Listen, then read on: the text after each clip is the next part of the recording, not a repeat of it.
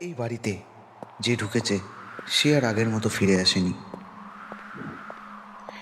পুরনো ভাঙা জমিদার বাড়ি, ঝুলে থাকা দরজা।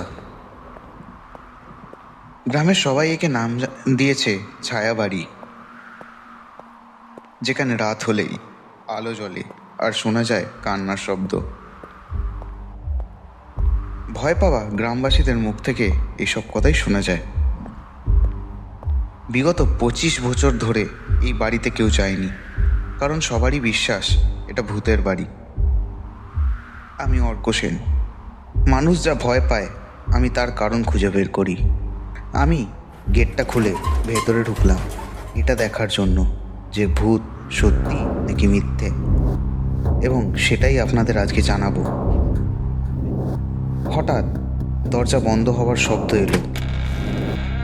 দরজাটা নিজে নিজেই বন্ধ হয়ে গেল,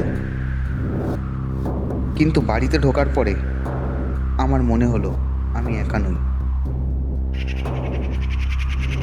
নেক্সট পার্টের জন্য সাবস্ক্রাইব করুন রহস্য রাজ্যকে।